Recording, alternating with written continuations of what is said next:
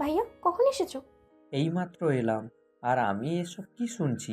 তুই চলে এসেছিস? আর আকিব? তুমি ঠিকই শুনেছো। কিন্তু আমার বিশ্বাসই হচ্ছে না আকিব এটা করতে পারে। বিশ্বাস না হলেও এটাই সত্যি।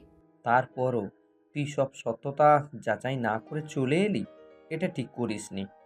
আনহা ওর ভাইয়ের কথায় ভ্যাবাচ্যাকা খেয়ে যায়। তুমি আকিবের এত সাপোর্ট নিচ্ছ কেন বলো তো? কারণ আমি খুব ভালো করেই জানি তোর সাথে আকিবের বিয়েটা কিভাবে হয়েছিল। সেদিন আকিব বিয়েটা করতে কিছুতেই রাজি ছিল না, তাই ও ঘন্টা খানেক গাড়ি নিয়ে রাকিবকে খুঁজেও ছিল, কিন্তু পায়নি। তারপর আকিব হাল ছাড়েনি, অনেক চেষ্টা করেছিল বিয়েটা আটকাতে। তারপর শেষমেশ তোর শ্বশুরের জোড়াজুড়িতে রাজি হয়। এতে আমি আকিবের মধ্যে কোনো নাটক দেখিনি। আর তুই আমাকে সব কিছু না জানিয়ে খুব বড় ভুল করেছিস। আনহা অশ্রুভরা চোখে তামিমের কথাগুলো শুনছিল। দেখ, আমি খুব ভালো করেই জানি তুই আকিবকে ভালোবাসিস, তাহলে ওকে ছাড়া থাকছিস কেন? আর এটা ভাবলি না আকিব কিভাবে থাকবে? শোন, আমি তোকে কাল আকিবের কাছে দিয়ে আসবো। আর গন্ডগোল কিছু তো একটা আছেই, সেটা খুঁজে বের করতে হবে। আনহা কাঁদতে কাঁদতে ওর ভাইকে জড়িয়ে ধরে, ওর প্রতিটা চোখের পানি বুঝিয়ে দিচ্ছে আকিবকে ও কতটা ভালোবাসে। তামিম আনহাকে রেখে বাইরে চলে আসে আর ভাবতে থাকে সত্যিটা কি হতে পারে। রাতের বেলা কলিং বেলের শব্দে আনহার মা গিয়ে দরজা খোলে। মারিয়া এসেছে। আনহার মায়ের সাথে কথা বলে আনহার রুমে যায়। এর আগে অনেকবার মারিয়া এসেছিল, কিন্তু আনহার দেখা পায়নি। কিন্তু আজকে আনহাই ওকে ডেকে পাঠিয়েছে। মারিয়া আনহার রুমে গিয়ে দেখে আনহা ব্যাগ গোছাচ্ছে। ওকে একটু খুশি খুশি লাগছে। কিরে আনহা, তুই নাকি আবার ফিরে যাচ্ছিস? হুম। এই কথাটাই তো এতদিন তোকে বোঝাতে আসতাম, কিন্তু তুই তো আমার সাথে দেখাই করতি না। দেখ, আমি জানি তোরা দুজন দুজনকে ছাড়া থাকতে পারবি না, তাই সবকিছু ভুলে গিয়ে সব ঠিকঠাক করে নে। আর সবচেয়ে বড় কথা, কালকে তো নিউ ইয়ার, বছরের প্রথম দিন, নতুন করে লাইফটা শুরু করবি। আর আকিবের কাছে ক্ষমা চেয়ে নিস। আমি জানি না আকিব সত্যি নির্দোষ কিনা, কিন্তু আমি ওকে ভালোবাসি, এটাই সব থেকে বড় কথা। আমি ওকে ছাড়া আর থাকতে পারছি না। আমার আমার দম বন্ধ হয়ে আসছে। আমি আমি আর পারছি না। তুই শান্ত হ, দেখবি সব ঠিক হয়ে যাবে। আমি জানি না আকিব আমাকে মেনে নেবে কিনা। এসব কি বলছিস? আকিব তোকে ঠিক মেনে নেবে, ও তো তোকে ভালোবাসে। আর এসব বাদ দে, এখন 10টা বাজে, আর 2 ঘন্টা পরেই নিউ ইয়ার। টিভিতে একটা অনুষ্ঠান হবে, চল দেখি। আজকে তোদের বাড়িতেই থাকবো, মাকে বলে এসেছি। আর কাঁদিস না, চল। তুই যা, আমি আসছি। আর শোন, তোর ফোনটা একটু দিয়ে যা তো। নিজের ফোনটা তো গুরু গুরু করে ফেলেছিস, এখন আমার ফোনটা নিয়ে টানাটানি করছিস। আকিবকে কল করবি?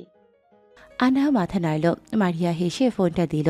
তারপর চলে গেল। আনহা কাঁপা কাঁপা হাতে আকিবের নাম্বারে কল করল, কিন্তু ফোন সুইচ অফ বলছে। অনেকবার ফোন করে কিন্তু ফোন অফ পেল।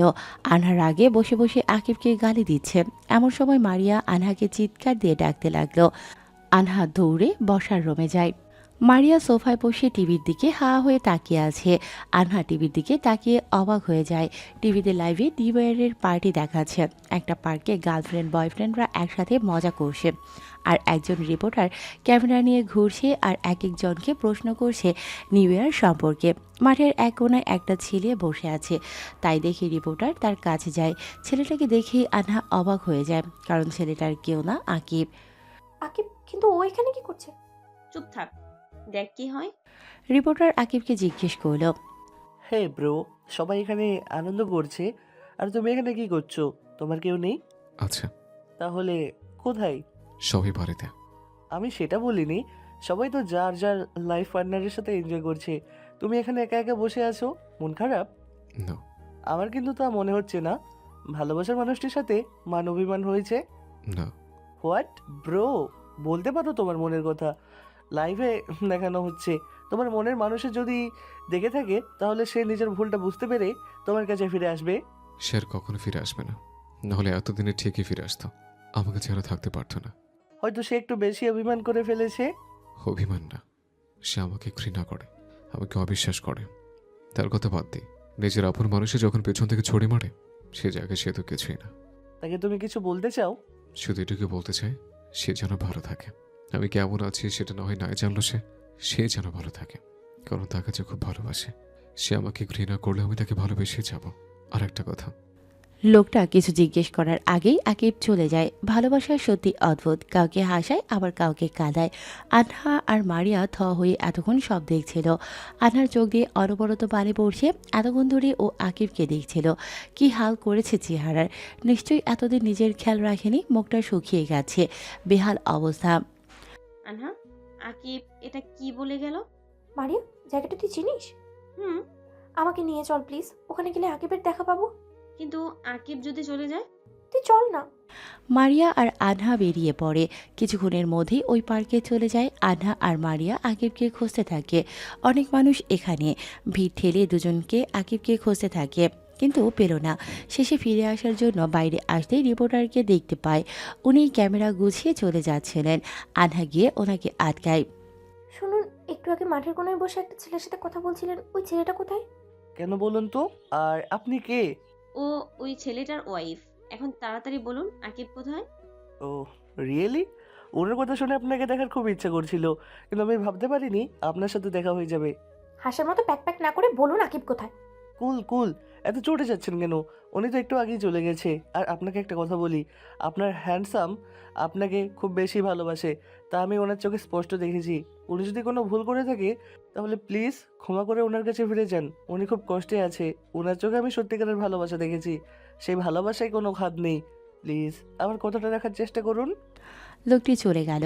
আনহা এতক্ষণ ধরে লোকটার কথা শুনছিল আর চোখের পানি ফেলছিল। আজকে ওর মনে হচ্ছে ও সত্যি আকিবকে ছেড়ে সে ভুল করেছে। আনহা প্লিজ কাঁদিস না, বাড়িতে চল। কাল সকালে আমরা আকিবের কাছে যাব, ঠিক আছে? কাল তো তুই ফিরেই যাচ্ছিস, চল। মারিয়া আনহাকে সামলিয়ে বাড়িতে নিয়ে আসে। সারা রাত আনহার নির্ঘুমে কেটে যায়। ও সারা রাত ছটফট করে কখন সকাল হবে। সকাল হতেই তামিমকে নিয়ে বেরিয়ে পড়ে শ্বশুর বাড়ির উদ্দেশ্যে। তামিমের সাথে আকিবের বাড়িতে গেল। আকিবের বাবা তখন সোফায় বসে পেপার পড়ছিল। রিমি টেবিলে বসে খাচ্ছিল আর ওর মা খাবার সার্ভ করছিল। আনহা আর তামিমকে দেখে সবাই একটু অবাক হয়। আনহা উপরে যেতে নিলে রিমির ডাকে থেমে যায়। দাঁড়াও আনহা, কোথায় যাচ্ছ? আপু, আকিব কোথায়? নিশ্চয়ই রুমে আছে, আমি ওর সাথে কথা বলবো। রিমি কিছু বলতে যাবে সেই সময় রাকিব সিঁড়ি বেয়ে নিচে নামছে। আনহাকে দেখে রাকিব বলে উঠল, আনা তুমি? আর তামিমও এসেছে? এখানে আসার কারণ? রাকিবকে দেখে আনহার মেজাজ বিগড়ে যায়, তাও কিচ্ছু বলল না। আপনি বোধহয় ভুলে গেছেন, আমি এই বাড়ির বউ। এখানে আসতে আমার কোনো কারণ লাগে না। হাসালে? কার বউ? যে কিনা এখানে থাকে না তার বউ? মানে? মানে তুমি চলে যাওয়ার পরের দিন আকিবও চলে গেছে। কোথায় গেছে আমারও কিছু জানি না, ফোনটা অফ করে রেখে গেছে। আনহার মাথায় যেন আকাশ ভেঙে পড়ল। এজন্যই আকিবের ফোনটা অফ পেয়েছিল। আপনারা কেউ আটকালেন না? দেখো, আমরা ওকে যেতে বলিনি, আকিব নিজ ইচ্ছায় চলে গিয়েছে, এতে আমরা কি করতে পারি? কি করবেন মানে? আকিব আপনার ছেলে, বাবা হয়ে ওকে কেন আটকালেন না? আর আমি বুঝি ওনাদের ছেলে না? আমাকে যখন বাড়ি থেকে বের করে দিয়েছিল তখন তুমি কোথায় ছিল? তখন যদি আমি সেখানে থাকতাম তাহলে ঠিকই আটকাতাম। এখন এখন সে কথা বলার সময় নেই, আকিবকে খুঁজে বের করতে হবে। ও রিয়েলি? তুমি রাকিবের মতো একটা ছেলের সাথে সংসার করবে? কি বুঝিয়েছে তোমাকে? যে কিনা নিজের ভাইয়ের সাথে বেইমানি করেছে, ওকে তো আমার নিজের ভাই ভাবতেও ঘেন্না করছে। আপনি কি ভাবছেন তা আমার জানার দরকার নেই, আমার শুধু আকিবকে চাই ব্যাস। এক মিনিট, তুমি আকিবের ব্যাপারে এত সিরিয়াস কেন? শুনেছি বিয়ের আগে 2 মাস তুমি আকিবের সাথে ছিলে, ওর সাথে ভার্সিটিতে যেতে। তাহলে কি তুমি আর আকিব দুজন প্ল্যান করে আমাদেরকে ছড়িয়েছো? আবার এখন নাটক করে ফিরে এসেছো? বাহ, খুব ভালো। এখন আমি সব বুঝে গেছি। আনহা আর সহ্য করতে পারল না, ঠাস করে রাকিবের গালে চর বসিয়ে দিল। আনহা, ব্যাস বাবা, আমি আর কিছু শুনতে চাই না, এবার আমি বলি আপনারা শুনুন। রাকিব তো গালে হাত দিয়ে রাগে ফুঁসছে। কি যেন বলেছিলেন? আকিব খারাপ ছেলে? হ্যাঁ তাই তো। আপনি পালিয়ে যাবার পরেও বাড়ির সম্মান বাঁচাতে আমাকে বিয়ে করেছিল, আর আপনি পালিয়ে গিয়েছিলেন। সেদিন কিন্তু আকিব আপনার নামে একটা বাজে কথাও বলেনি, বরং আপনাকে মিস করেছিল। সবার আড়ালে আপনার নামে আমার কানে বিষ ঢালতে পারতো, কিন্তু ও তা করেনি। উল্টো বলেছিল ও আপনাকে খুব ভালোবাসে। আর আপনি একটা মিথ্যে গল্প সাজিয়ে সবার থেকে আকিবকে আলাদা করে দিলেন, নিজের রক্তের সম্পর্কের সাথে বিশ্বাসঘাতকতা করলেন। আপনার তারিফ না করে থাকা যায় না। আর এখন আবার আমার স্বামীর নামে আজেবাজে কথা বলছেন। আমি আপনাকে ছাড়বো না রাকিব। আনহা রাকিবের কলার জড়িয়ে ধরে। সত্যি আপনি প্রমাণ করে দিলেন যে এসবের পেছনে আপনিই ছিলেন। মেইন কালপ্রিট আপনি। সব দোষ আমার। সেদিন সেদিন কেন আমি চলে গেলাম? আমার উচিত ছিল আকিবের পাশে থাকা। সেদিন আমার থাকাটা খুব দরকার ছিল, আমার প্রয়োজন ছিল।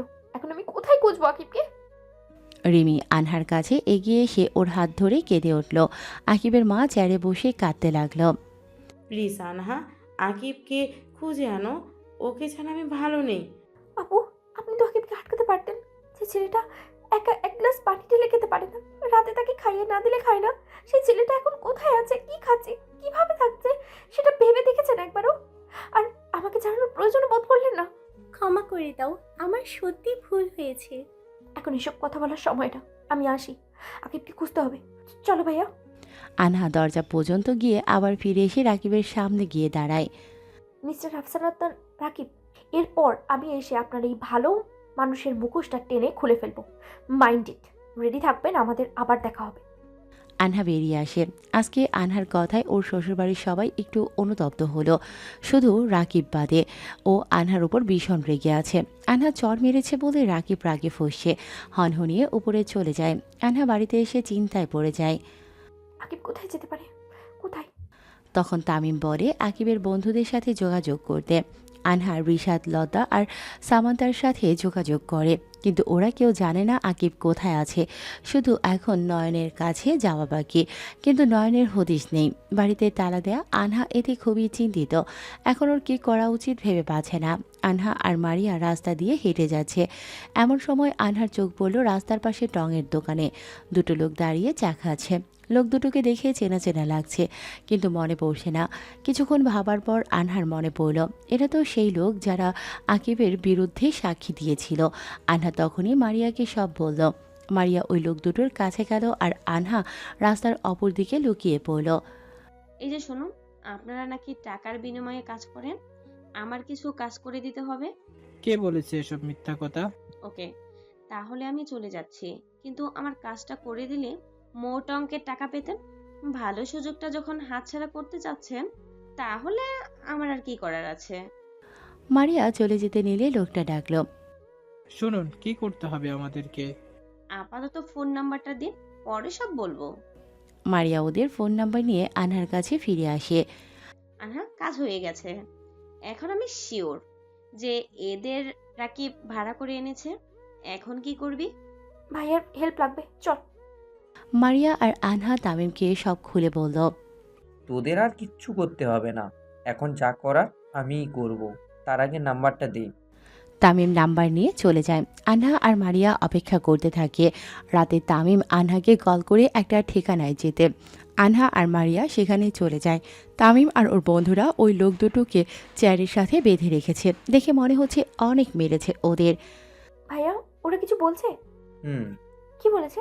ওরা রাকিবের ভাড়া করা, ওরাই আকিবের নামে মিথ্যা কথা বলেছে। কিন্তু রাকিব কেন এটা করেছে সেটা বলেছে? হুম, রাকিবের বউ বাচ্চা আছে, যাদের দেখাশোনা করার জন্য এই ছাগল দুটোকে পুষেছে। এবার বুঝতে পারছি, সেদিন এই জন্যই রাকিব পালিয়ে গেছিল। কিন্তু এখন রাকিবের ফিরে আসার কারণ কি? গাধি একটা, মাথায় কি তোর ঘিলু নাই? কেউ কি তার বাবার সম্পত্তির ভাগ ছাড়ে? দেখ, রাকিব চলে যাওয়াতে আকিব সব সম্পত্তি পাবে, সেটা রাকিব মানতে না পেরে এখন সব নতুন নাটক সাজিয়েছে। এক্স্যাক্টলি, আমার মনে হয় রাকিবের বউ এসব কিছুই জানে না। তাই আমাদের এখন উচিত রাকিবের বউকে সব জানানো। রাইট ভাইয়া, তো চলুন যাওয়া যাক। তামিম লোক দুটোর থেকে বাড়ির ঠিকানা নিয়ে নিল। তারপর ওর বন্ধুদের ওখানে রেখে মারিয়া আর আনহাকে নিয়ে বেরিয়ে পড়ল। রাকিবের বউয়ের ফ্ল্যাটের দরজায় দাঁড়িয়ে আছে সবাই। তামিম বেল বাজাতেই একটা মেয়ে দরজা খুলল। কোলে একটা বাচ্চা, সম্ভবত 1 বছর হবে। কাকে চাই? কারা আপনারা? আমরা আপনার সাথে দেখা করতে এসেছি। বলুন, কি বলবেন? কিছু মনে করবেন না, আমরা কি ভিতরে এসে কথা বলতে পারি? ওকে, নো প্রবলেম, ভিতরে আসুন। সবাই ভেতরে ঢুকলো। আপনার নামটা জানতে পারি? আমার নাম নদী। আমি আনহা। আপনি আমাকে চিনবেন না, কিন্তু আমি আপনাকে চিনি। কিভাবে? সেসব কথা বলার সময় এখন না। বড় কথা হলো, আপনার হাজব্যান্ড রাকিব, তার একটু পরেই বিয়ে। কি বলছেন আপনি? রাকিব বিয়ে করছে? কিন্তু এখন আপনি ভাবুন কি করবেন। নিজের অধিকার ছিনিয়ে নেবেন, নাকি নিজের সব কিছু হারাবেন? কিন্তু রাকিব তো এর আগে বিয়ে করবে না বলে পালিয়ে এসেছিল, তবে এখন কেন বিয়ে করেছে? কিন্তু এখন সে বুঝেছে যে আপনার সাথে থাকলে উনি বাবার সম্পত্তি থেকে বঞ্চিত হবে, তাই তিনি এখন বাবার কথা মতো বিয়ে করছেন। নিজের স্বার্থ ছাড়া উনি কিছুই বোঝেন না। এখন আপনি গিয়ে যদি বিয়েটা না আটকান, তাহলে আপনার বাচ্চা তার বাবার পরিচয় ছাড়াই থাকবে। লোকে বলবে এটা আপনার অবৈধ সন্তান। না, এটা হতে পারে না। আমি এখনই রাকিবকে ফোন করছি। পারবেন না, উনি ফোনটা সুইচ অফ করে রেখেছেন। আমি একটা মেয়ে হয়ে আরেকটা মেয়ের সংসার ভাঙতে চাই না বলেই আপনাকে সবটা বললাম। না, আমার সন্তান নিজের বাবার পরিচয় বাঁচবে। আমি এই বিয়ে হতে দেব না। প্লিজ আমাকে নিয়ে চলুন।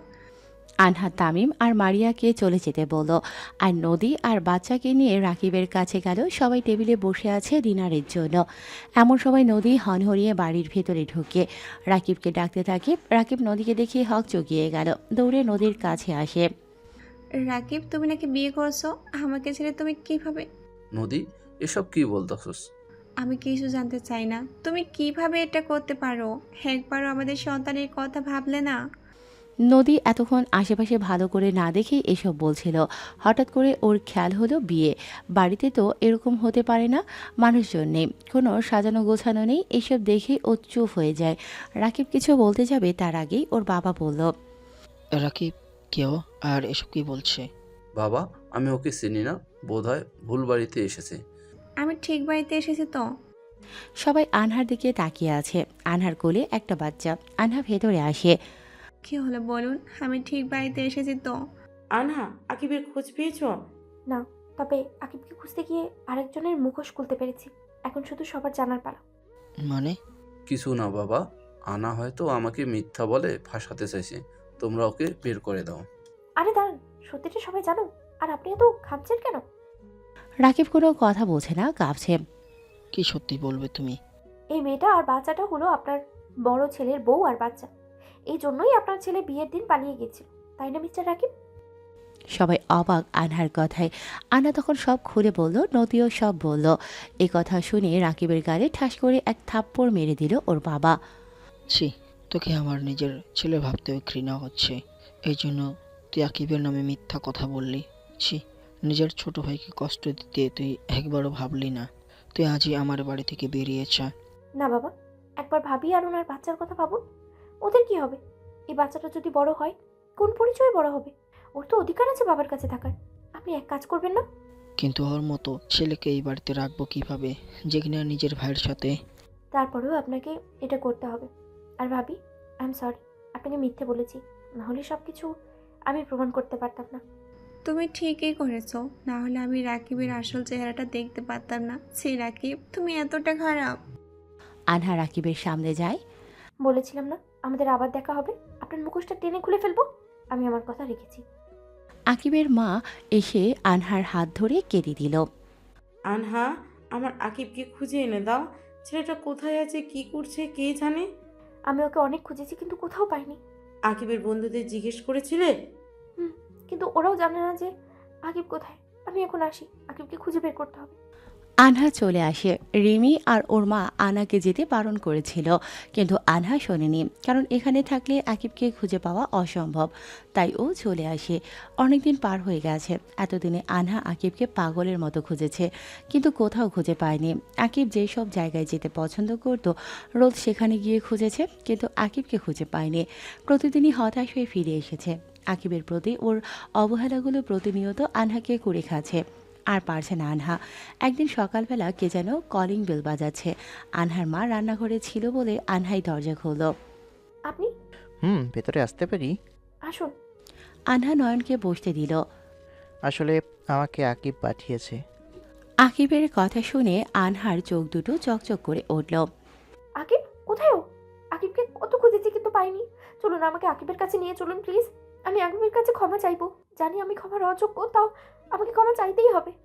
আনহা কথাগুলো জোরে বলায় ওর মা, বাবা আর তামিম এসে শব্দ শুনল। আসলে আমি তোমাকে আকিবের কাছে নিয়ে যেতে পারবো না। কেন? আকিব বারণ করেছে। কিন্তু কেন? নয়ন ব্যাগ থেকে একটা কাগজ বের করে আনহাকে দিল।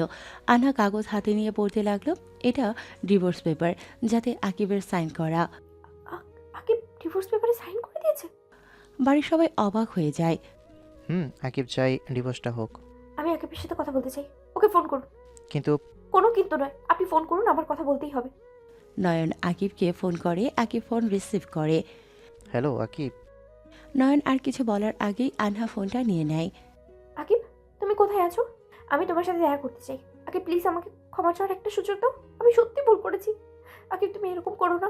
আমার সাথে একটা বার দেখা করো। আমি থাকতে পারবো না তোমাকে ছাড়া। একদমই আনহা কথাগুলো বলছিল আর আকিব শুনছিল। দেখো আনহা, তোমার সাথে আমি দেখা করতে পারবো না। আর তোমার ক্ষমা চাওয়ার কোনো দরকার নেই, কারণ আমি তোমার উপর রাগ করে নেই। তাহলে এই পেপার? সাইন করে দাও। কি? আমি তো সাইন করে দিয়েছে, এবার তুমি দাও। আকিব প্লিজ এসব করো না। আমি থাকতে পারবো না তোমাকে ছাড়া। এতদিন যেভাবে ছিলে বাকি দিনগুলো সেভাবেই থাকো। আর হ্যাঁ, আমি আমার লাইফের সাথে তোমার লাইফ জড়াতে চাই না, কারণ এতে তোমার লাইফটা নষ্ট হয়ে যাবে। এখন না আছে আমার বাড়ি, না আছে টাকা পয়সা। আমার কাছে থাকলে তুমি সুখী হবে না। সো সাইনটা করে দাও। তুমি ভালো থাকতে পারবে তো? ভালো থাকার চেষ্টা আমাকে করতেই হবে। আকিব ফোন কেটে দেয়। আনহা সোফার উপর বসে পড়ল, ডিভোর্স পেপারের দিকে এক দৃষ্টিতে তাকিয়ে আছে। চোখ দিয়ে পানি পড়তেছে, আর কিছু বলতে পারছে না। বলার ভাষা হারিয়ে ফেলেছে ও। আনহা কিছুক্ষণ ওভাবেই বসে রইল। তো আনহা, সাইনটা করে দাও, আমি চলে যাই। নয়নের কথায় মুহূর্তেই আনহা অগ্নিরূপ ধারণ করে। এমনিতেই আকিবের কথার খারাপ লাগছে, ও আবার কাটা খায় নুনের ছিটা দিচ্ছে। আনহা নয়নের সামনে গিয়ে দাঁড়ালো। আনহা ঠাস করে নয়নের গালে থাপ্পড় বসিয়ে দিল। নয়ন গালে হাত দিয়ে অবাক হয়ে আনহার দিকে তাকিয়ে আছে। নয়ন বুঝতে পারছে না আনহা ওকে কেন মারল। বেচারা ফর্সার গালটা লাল হয়ে গেছে। তোর সাহস তো কম না? তুই এসেছিস আমাকে দিয়ে পেপার সাইন করতে? করছি স্যার। আনহা ডিভোর্স পেপারটা ছিঁড়ে ফেলল। এটা কি করলে? ছিঁড়ে ফেললে? এখন আমি আকিবকে কি বলবো? আবার পেপার রেডি করতে হবে। একথা শুনে আনহা নয়নের অন্য গালে আরেকটা থাপ্পড় বসিয়ে দিল। নয়ন এবার কাঁদো কাঁদো হয়ে গেল। সবার সামনে এভাবে আনহা মারল কেন? নয়ন দুগালে দু হাত দিয়ে বলল, মারলে কেন? শয়তান ছেলে, কোথায় বন্ধুকে বোঝাবি তা না করে বন্ধুর ঘর ভাঙতে এসেছিস। থাপ্পড় তো তুই আরো খাবি। দেখো নয়ন, তোমার উচিত আকিবকে বোঝানো যাতে ও এরকম না করে। আমি ওকে বলেছিলাম, কিন্তু ও বলল এখন নাকি ওর কাছে কিছুই নেই যা দিয়ে ও আনহাকে সুখী রাখতে পারবে। আকিব ভেবেছে কি আমি লোভী? ওর একদিন কি আমার যে কয়দিন লাগে। আপনি আকিবকে এখানে আসতে বলুন, তারপরে ওর হচ্ছে। আকিব এখানে কিছুতেই আসবে না। আমার মাথায় একটা বুদ্ধি এসেছে। কি? আনহা তার বুদ্ধিটা সবার সাথে শেয়ার করলো। অসম্ভব, আমি এটা কিছুতেই করতে পারবো না। কি? আরেকটা থাপ্পড় খাওয়া শখ আছে? এই না, একদম গায়ে হাত দেবে না, এমনিতে দুটো দেওয়া হয়ে গেছে। 3 নাম্বারটা খেতে না চাইলে আকিবকে কল কর তাড়াতাড়ি। নয়ন ইতস্তত করতে করতে আকিবকে কল করলো। আকিব প্রথম কয়েকবার ফোন ধরলো না, অনেকবার দেওয়ার পর ফোন রিসিভ করলো। কিরে, ফোন ধরতে এত সময় লাগে কেন? আমি ভেবেছিলাম আনহা হয়তো দিয়েছে। আনহা তোকে কল করবে না? না করলেই ভালো, ওর নিজের মতো করে বাঁচুক। আনহা আর বেঁচে নেই। কে? আমি আনহার বাড়ি থেকে ঘন্টাখানেক আগেই চলে এসেছি। পেপারটাও ওখানেই আছে। আনহা নাকি সুইসাইড করেছে। আমি এইমাত্র আনহার বাসায় এসেছি, তুইও চলে আয়। আনহা সুসাইড নোটে লিখে গেছে তুই না এলে যেন ওর লাশ নামানো না হয়, তাই এখনও ফ্যানের সাথে ওর লাশ ঝুলছে। তুই তাড়াতাড়ি চলে আয়। ওহো, দারুণ অ্যাক্টিং করেছেন। এখন শুধু আকিব আসার পালা। সবাই রেডি তো? আমি রুমে যাই। আনহা রুমে চলে গেল। সবাই বসার রুমে বসে আছে। আকিব নয়নের কথা শুনে তাড়াতাড়ি আনহার বাড়ির উদ্দেশ্যে রওনা হয়। আকিব ভাবতে পারছে না আনহা সুইসাইড করল। আকিবের চোখ দিয়ে পানি গড়িয়ে পড়ছে। গাড়ি থেকে নেমে দৌড়ে বাড়ির ভেতরে আসে। দরজা খোলাই ছিল, আকিব ভেতরে ঢুকলো। কাঁপা কাঁপা পায়ে এগোচ্ছে। হাঁটতে এখন ওর প্রচুর কষ্ট হচ্ছে। আকিবকে দেখে তামিম ইশারায় আকিবকে আনহার রুমে যেতে বলল। আকিব আস্তে আস্তে আনহার রুমের ভেতরে ঢুকলো। রুমে ঢুকেই আকিবের চক্ষু চড়ক গাছ। আনহা ড্রেসিং টেবিলের সামনে বসে আয়নার দিকে তাকিয়ে ঠোঁটে লিপস্টিক লাগাচ্ছে।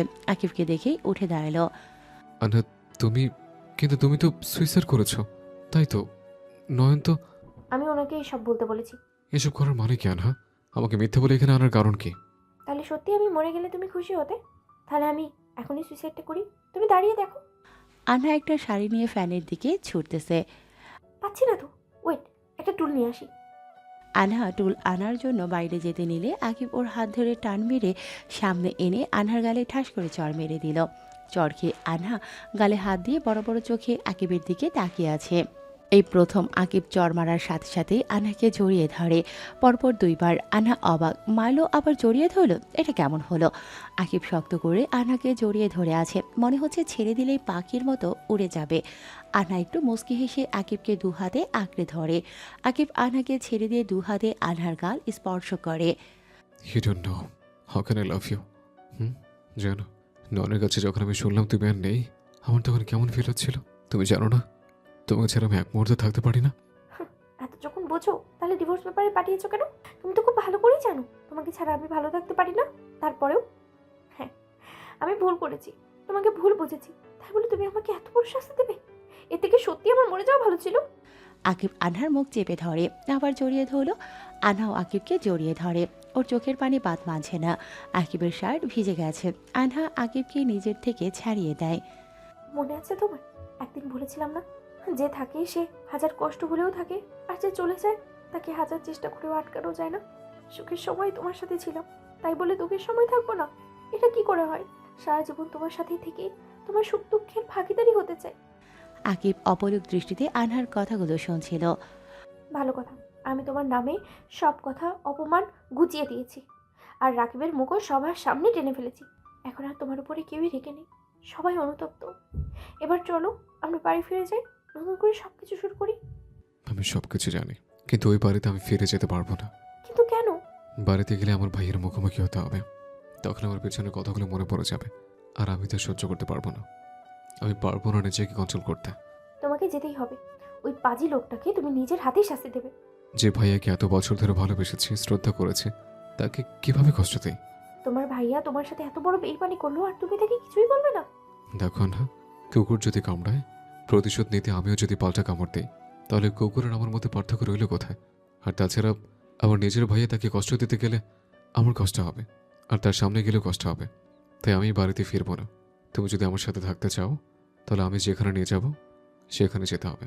আমি যেভাবে থাকবো সেভাবেই থাকতে হবে। পারবে? আমি সব পরিস্থিতিতে তোমার সাথে থাকতে প্রস্তুত। তুমি যেখানে নিয়ে যাবে আমি সেখানেই যাব। তোমার পরিবার মানবে তো? তারা অবশ্যই মানবে।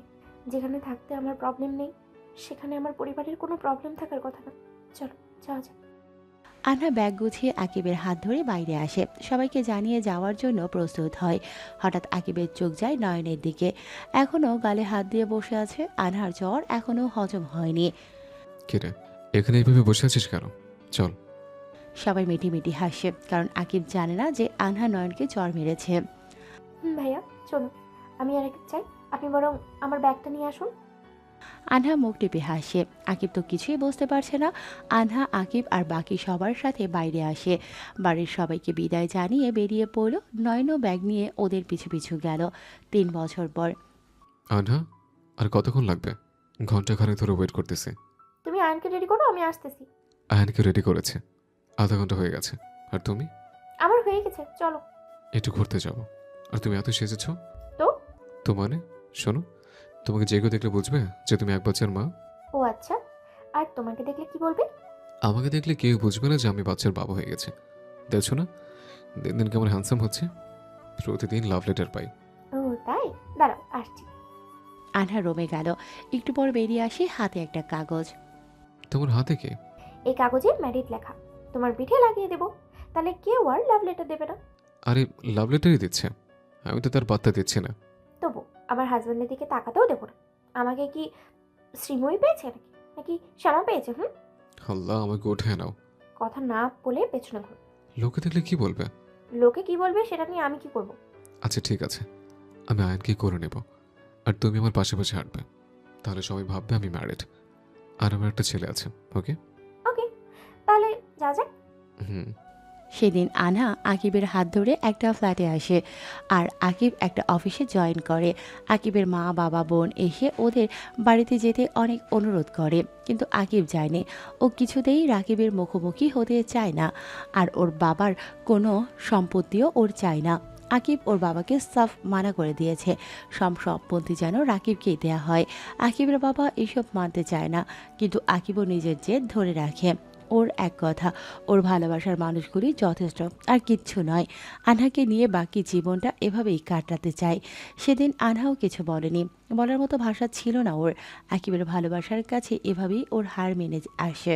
সেদিন আনহার চোখ থেকে দুফোঁটা অশ্রু গড়িয়ে পড়েছিল, এই ভেবে যে আকিব ওকে এত ভালোবাসে, আর ও কিনা আকিবকে ভুল বুঝেছিল। আয়ান হচ্ছে আকিব আর আনহার ছেলে, বয়স 2 বছর। এক সপ্তাহ আগে আয়নের জন্মদিন ছিল, আর সেদিন আকিবের বাবা নিজের নাতিকে একটা ফ্ল্যাট গিফট করে। আকিবের কোনো কথাই ওর বাবা শোনেননি, কারণ উনি ছেলেকে নয় নাতিকে দিয়েছেন। এজন্য আকিবও কিছু বলেনি। 2 দিন হলো ওরা নতুন ফ্ল্যাটে এসেছে, আর আজকে 3 জনেই ঘুরতে বেরিয়েছে। রাতে ডিনার করেই ওরা বাড়ি ফেরে। আনহা বাড়ির সব কাজ সামলে রুমে এসে দেখে আকিবের বুকের উপর আয়ান ঘুমিয়ে পড়েছে। আকিবও ঘুমে। ওদের এভাবে দেখে আনহার ঠোঁটের কোণে এক চিলতে হাসি ফুটে উঠল। আনহা আয়নের কপালে চুমু দিয়ে চলে যেতে নিলে আকিব ওর হাত টেনে ধরে। তুমি ঘুমাওনি? ছেলেকে পেয়ে আমাকে ভুলে গেছো নাকি? আমারটা দেবে কে? কি দেবো? আকিব ভ্রু কুঁচকে আনহার দিকে তাকিয়ে বলল। বুঝতে পারছো না? হুম। ওকে, বোঝাচ্ছি। আকিব আস্তে করে আয়নকে পাশে শুইয়ে দিয়ে চাদর টেনে দিল। এরপর দাঁড়িয়ে আনহার কাছে এসে ওর কোমরে হাত দিয়ে টেনে নিজের সাথে মিশিয়ে নিল। তুমি সত্যি বুঝতে পারছো না? আনহা ঠোঁট উল্টিয়ে মাথা নেড়ে না বলল। না। ওকে, আমাকে বোঝাতে হবে, তবে এখানে না, চলো ছাদে। এখন আয়ান উঠে যাবে তো? উঠবে না, আইন পুরোপুরি ওর মায়ের মতো হয়েছে, একবার ঘুমালে সকল ছাড়া ওঠে না। আনহা ছোট ছোট চোখে আকিবের দিকে তাকায়। আমি যাব না। আকিব আনহাকে কোলে তুলে নিয়ে ছাদের সিঁড়ির দিকে হাঁটতে লাগলো। আনহার কোনো কথাই শুনল না। ছাদে একটা দোলনা আছে, আকিব আনহাকে দোলনায় বসিয়ে দিল। আকাশে বড় একটা চাঁদ উঠেছে। আনহা আকিবের কাঁধে মাথা রেখে চাঁদ দেখতেছে, আকিবের হাতে হাত রেখে।